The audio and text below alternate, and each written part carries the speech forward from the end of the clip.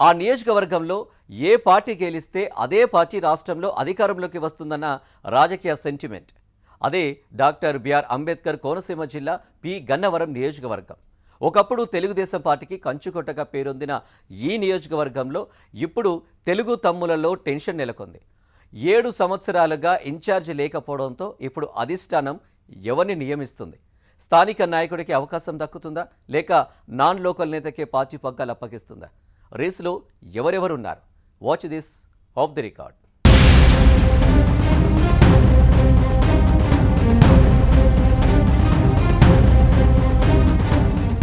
AP రాష్ట్ర రాజకీయాల్లో ప్రత్యేక గుర్తింపు ఉన్న పి గన్నవరం నియోజకవర్గంలో ఇప్పుడు ఎక్కడ చూసినా ఒకటే చర్చ. టీడీపీ ఇన్ఛార్జి ఎవరబ్బా అన్నదే. గత 7 ఏళ్లుగా పార్టీకి పూర్తిస్థాయి నాయకత్వం లేకపోవడంతో క్యాడర్ ఎవరి దారి వాళ్లు చూసుకున్నారట. ఇప్పుడు అధిష్టానం ఇన్ఛార్జిని నియమించబోతోందనే వార్త రావడంతో గ్రామాల్లో టీ దుకాణాల దగ్గర, పార్టీ కార్యాలయాల వద్ద ఇదే హాట్ టాపిక్గా మారిందట. అభిప్రాయ సేకరణ సమావేశం ముగిసిన సందేహాలు మాత్రం తీరలేదట. అసలు అభిప్రాయాలు అడిగారా, లేక ఇప్పటికే నిర్ణయం తీసుకునే సమావేశం పెట్టారా అంటూ తెలుగు తమ్ముళ్లు గుసగుసలాడుకుంటున్నారట. ముందే ఫిక్స్ అయిపోయిందంటే మరి మా అభిప్రాయం ఎందుకు అడిగారు అని కొందరు కార్యకర్తలు చెవులు కొరుకుంటున్నారట.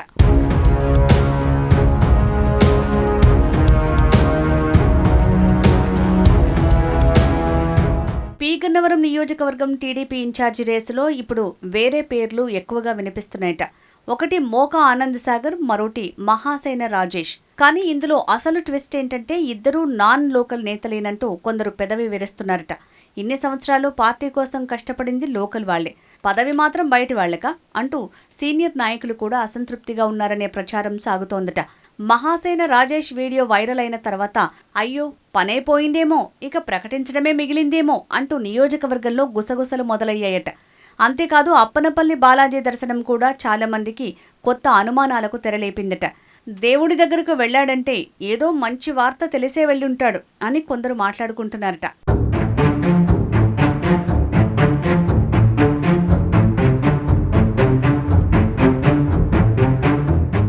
మరోవైపు మోకా ఆనంద్ సాగర్ కు కూడా ఒక వర్గం గట్టిగానే మద్దతిస్తోందట. తెలుగుదేశం పార్టీ కష్టకాలంలో నిలబడ్డది ఆయనే అంటూ ఆయన అనుచరులు చెప్పుకుంటున్నారట. కానీ ఒకవేళ ఆయనకే ఇన్ఛార్జి పదవి ఇస్తే మిగతా వర్గం పూర్తిగా సహకరిస్తుందా, లేక మళ్లీ పాత పంచాయతీలు మొదలవుతాయా అన్న చర్చ కూడా వినిపిస్తోందట. స్థానిక నాయకులైతే ఒకటే మాట చెప్తున్నారట. పార్టీ కోసం చెమటోడ్చేది మేము, ఎన్నికలప్పుడు జెండా మోసింది మేము, ఇప్పుడు పదవి మాత్రం నాన్ లోకల్ వాళ్లకా అని అధిష్టానం వైఖరిపై అసంతృప్తి వ్యక్తం చేస్తున్నారట. ఈసారి కూడా స్థానిక నాయకుడిని పక్కన పెడితే కార్యకర్తల్లో నిరుత్సాహం పెరిగే అవకాశం ఉందనే అభిప్రాయం బాహాటంగానే వినిపిస్తోందట.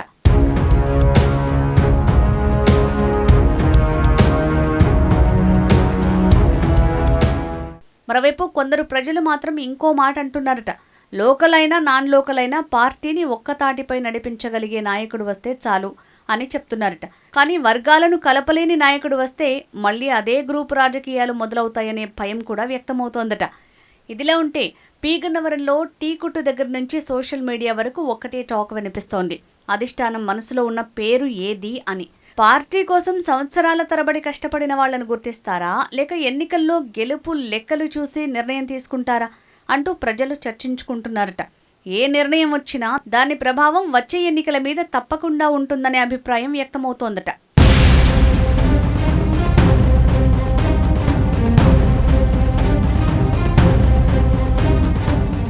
మొత్తానికి పి గన్నవరం టీడీపీ ఇన్ఛార్జి నియామకం ఇప్పుడు సాధారణ నియామకం కాదట. ఇది పార్టీలో వర్గ సమీకరణాలకు పరీక్షగా మారిందట. అధిష్టానం ఎవరిని ఎంపిక చేస్తోందోనన్న ఉత్కంఠ ఒకవైపు, ఎంపికైన నాయకుడిని అందరూ కలిసికట్టుగా నడిపిస్తారా, లేక మళ్లీ అంతర్గత విభేదాలు తెరపైకి వస్తాయా అన్న ఆసక్తి మరోవైపు కనిపిస్తోందట. ఏమవుతుందో చూడాలి అంటూ పి గన్నవరం ప్రజలు, తెలుగు తమ్ముళ్లు ఆసక్తిగా ఎదురుచూస్తున్నారట.